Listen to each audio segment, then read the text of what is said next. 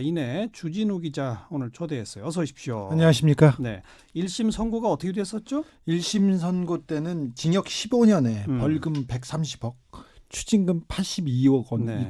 2억 원이 선고됐죠. 뇌물죄하고 횡령 뭐 이런 게 다 유죄로 인정됐던 거죠. 네, 그렇습니다. 7개. 그런데 16개 혐의 중에 7개가 네. 유죄를 받았습니다. 그런데 1심에서는 증인 신청 같은 거 아예 안 했잖아요. 네, 그러니까 검찰이 조사한 내용들, 증인, 증거들을 다 그냥 동의하고 재판을 치렀습니다. 그리고 선고를 받았는데 징역 15년이 나오니까 예. 재판 전략을 바꿨죠. 그러니까 이번에 재판 전략 바꾼 이유가 뭐라고 보세요? 어떤 전략이라고 보세요? 사실은 이제 죄를 조금이라도 줄여보겠다 이런 전략으로 바뀌었어요. 원래는 그 1심, 2심을 빨리 재판을 받고 특사로 나오겠다. 그래서 측근들한테는 자기는 2년 만에 나올 테니까 2년 있다 테니스 치자 이렇게 얘기하고 들어가셨거든요. 네. 그런데 좀 상황이 돌아가는 게 좀 심상치 않다고 생각해서 아예 그 재판을 제대로 치러보겠다고 이렇게 전략을 바꿨습니다. 네. 그래서 피고인 측이 증인을 다수 신청했고 다수 받아들여졌다면서요? 그렇습니다. 20명가량 이렇게 증인을 신청해서 15명 정도가 지금 증인으로 채택됐는데 네. 그분들 중에 얼마나 나올지는 잘 모르겠습니다. 첫 번째 재판에서 증인으로 채택된 이학수 전 삼성의 부회장이 어제 나오지 않으셨어요. 그랬죠. 네. 그리고 연락을 안 받고 있습니다. 그리고 법원에서 서류도 안 받고 예. 사람이 찾아가도 안 받고 있어요. 예. 그래서 나오지 않겠다는 생각이 있는데 예. 이런 분들이 다수 있을 것 같아서 재판은 좀 난항을 겪을 것으로 보입니다. 근데 이제 이학수 전 삼성 부회장 같은 경우는 이 자수서나 뭐 이런 걸 통해 가지고 네. 이건희 회장한테 물어봤더니 도와주라고 그래서 다스 소송 관련 이 비용을 자기들이 대신 내줬다라는 식으로 1심 재판에 진술을 했던 네. 직접 뭐 출석해서 진술은 아니지만 뇌물죄의 가장 중요한 그 증거가 됐습니다. 그렇죠. 삼성의 62억 원 소송 대납 비용. 그렇죠. 근데 바로 그런 사람을 이명박 피고인 측에서 증인 신문 대상으로 신청해서 만약 출석하면 뭘 하려고 하는 걸까요? 아니 자기는 안 받았다.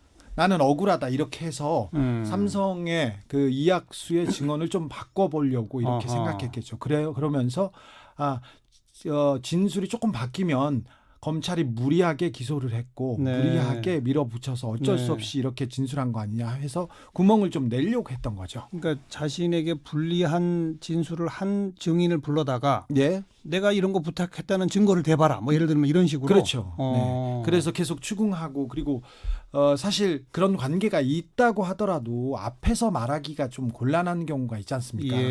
저 사람은 감옥에 가 있고 대통령이었는데 그래서 진술을 바꿔서 자기한테 유리한 국면으로 몰고 가겠다는 그런 생각입니다. 또 어떤 증인들이 채택되어 있습니까? 김백준 씨가 또 중요하죠. 그러니까 전 청와대 총무비서관. 그렇습니다. 그리고 20년 이상 이명박 대통령의 금고지기로 집사로 이렇게 활동했던 분인데 그분이 중요한 증인인데요. 이명박 대통령 측에서는 저분이 치매에 걸렸고 정신적으로 이상하다. 그렇기 때문에 저 사람의 진술을 배척해달라. 이렇게 지금 주장하고 있는 상태입니다. 그러니까 1심에서는 이분도 이런 심부름을 내가 다 했다라고 말을 했는데 거기에 모순을 만들어내려고 하는 그런 전략이다 이거군요. 네, 그렇습니다. 김백준 씨의 진술이 이번 재판의 분수령이 될 것으로 보입니다만 큰 대세 지장은 없을 것으로 보입니다. 또 어떤 분이 있습니까? 그리고는 중요한 사람이 원세훈 그 전 국정원장. 이분은 그 국정원에서 국정원의 특활비를 가져다가 이명박 대통령한테 줬는데 그렇죠. 이것을 그 뇌물로 볼 것인가 아니면 뭐 업무에 따른 직무유기로 볼 것인가 몇 가지 이런 부분이 있거든요. 그래서 사실 이명박 대통령과 관련된 굉장히 중요한 분들이 그러네요. 청와대 인사들 그리고 주변 사람들이 다수 스타급 인사들이 증인으로 포진돼 있습니다. 그런데 이분들이 다 이명박 대통령하고 일을 같이 했고 밑에서 했던 사람들이에요. 그렇죠. 그래서 검찰 조사 때는 제가 하긴 했습니다만 이명박 대통령이 시켜서 했어요. 이렇게 진술한 사람들인데 그러니까요. 그 사람들이 다 나와서 그러니까 진흙탕 싸움을 조금 벌일 겁니다. 그러면서 자기 죄를 조금 낮추겠다는 마지막 좀 전술이죠. 다스에 뭐 임원했던 이런 사람들도 또 증인 신청했죠. 증인 신청이 마찬가지네요. 그러니까 지금 주진우 기자가 정리한 것처럼 이명박 대통령 밑에서 오래전부터 일했던 사람들이 이명박 대통령의 잘못에 대해서 다 인정하는 식으로 했는데 네. 근데 정말 그런 거냐라고 계속 캐물어가지고 그렇죠. 뭔가 좀 틈을 만들어 보겠다. 네네. 근데 증인으로는 안 나와도 되는 거예요? 증인으로 채택이 되면 나와야죠. 네. 나중에 구인장이 발부되고 그리고 강제로 이렇게 끌려갈 수도 있습니다. 그런데 대다수가 좀 안 나갈 거예요. 왜 그러냐면 그 이명박 대통령 밑에서 일했던 다스에서 일했거나 청와대에서 일했거나 아니면 다른 부처에서 일했던 사람들인데 좀 곤란한 상황이 있지 않습니까? 그래서 그런 상황 때문에 그 재판정에 가는 걸 좀 꺼리는 사람이 많을 거예요. 그래서 증인으로 채택된 분 중에서도 상당수는 나오지 않을 겁니다. 그래서 없는 상태에서 이명박 대통령은 계속 자기가 주장하지 않았다고 계속 다스의 그 소유 문제나 다른 그 지시 문제에 대해서 계속 얘기할 거고요. 다른 분들 검찰은 그 전에 있었던 증거들과 증인들의 얘기를 통해서 계속 재판은 첨예하게 굉장히 첨예한 싸움은 될 겁니다. 뭐 법률상 증인으로 채택되는데 안 나오면은 뭐 과태료 뭐 이런 것도 물릴 수 있고, 그럴 수 있습니다. 심지어는 뭐 유치장에 며칠 이렇게 감치도 시킬 수 있고 뭐 그렇다고 하는데 설령 그런다 손치더라도 안 나가게는 증인이 더 많을 것으로 본다. 네, 과태료 주로 몇 번 증인 채택을 했다가 안 되면 한 2번, 3번 불렀다가 안 오면은 과태료 강제 구인을 발부하고 과태료를 처분하는데요. 그 액수가 크지 않습니다. 이명박 대통령 지인들이 다 부자들이기 때문에 그 과태료는 큰 뭐 구속성이 없으리라고 생각합니다. 그러면 이 재판 전략을 바꿔서 적극적으로 증인 신청을 했습니다만 또 받아들여졌습니다만 별로 효과가 없을 수도 있네요. 네, 효과가 없을 거고요. 그리고 그 증인으로 온다고 해서 말을 그 진술을 바꾸는 사람이 그 많지 않을 거예요. 왜 그러냐면은 진술을 했다가 바꾸면 위증죄가 또 걸리지 않습니까? 또 거짓말도 걸리고 그리고 또 뭐가 문제냐면요.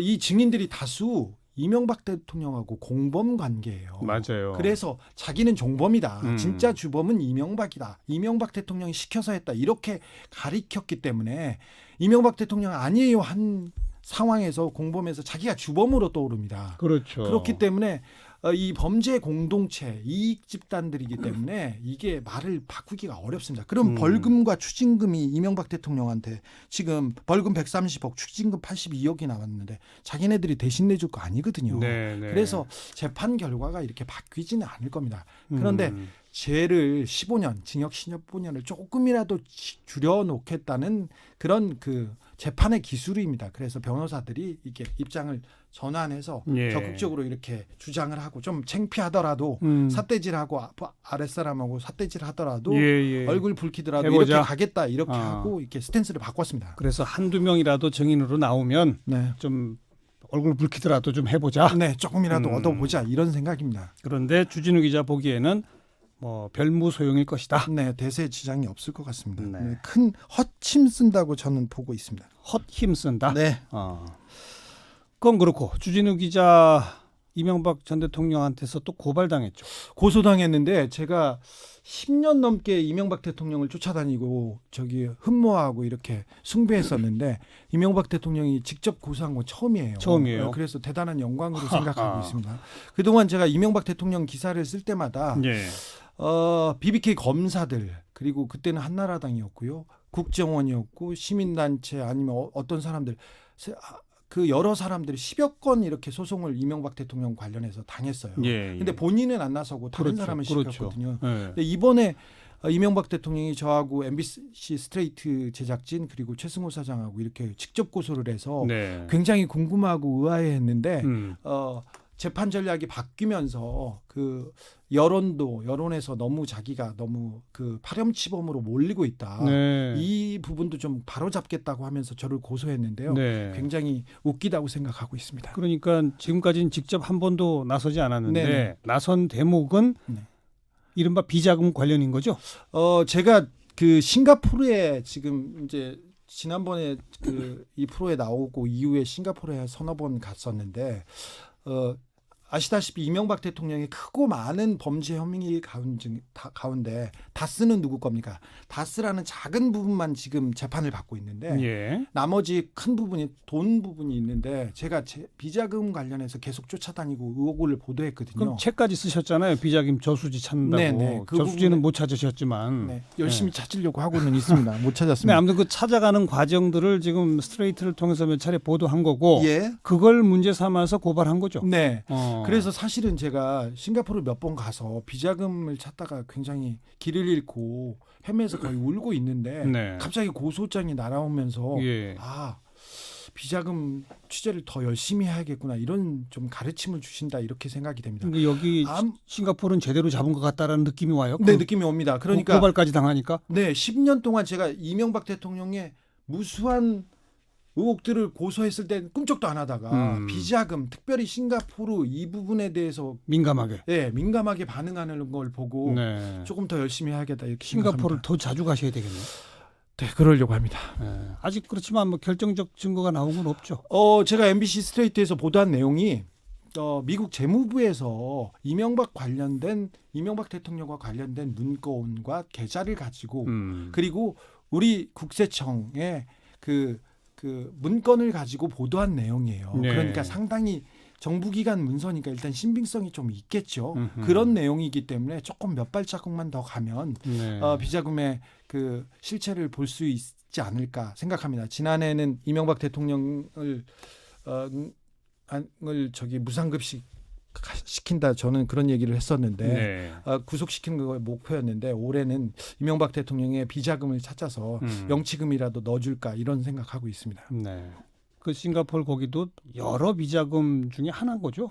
여러 비자금 중에 하나인데 이명박 대통령의 것으로 보이는 그 회사가 몇 군데 있습니다. 부동산 회사를 하나 제가 이렇게 계속해서 따라가고 있는데 이명박 대통령의 조카 그러니까 이상득 씨 아들이 운영하고 있는 그 부동산 회사의 주변을 제가 서성이고 있는데 그 자금이 저는 이명박 대통령의 것이라고 좀 의심하고 있습니다.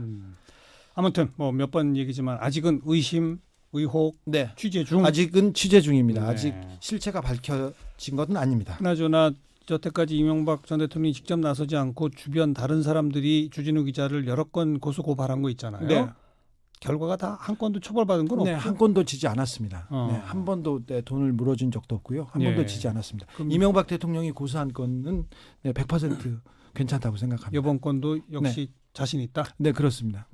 이명박 대통령에 관해서는 제가 자신 있습니다. 지난번 뭐 구속되고 1심 재판받고 뭐 이랬을 때 주진우 기자가 저희 프로에 나와서 이게 끝난 게 아닙니다라고 하는 말을 했었잖아요.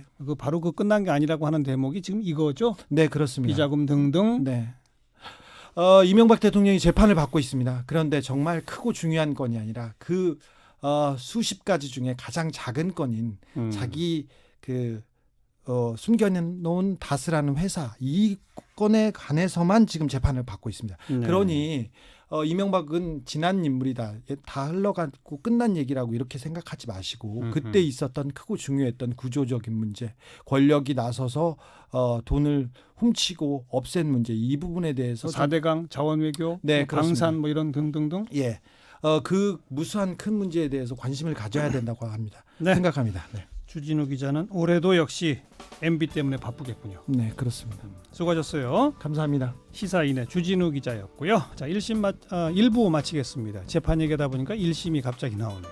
1부 마칩니다. 7시 5분에 다시 오죠.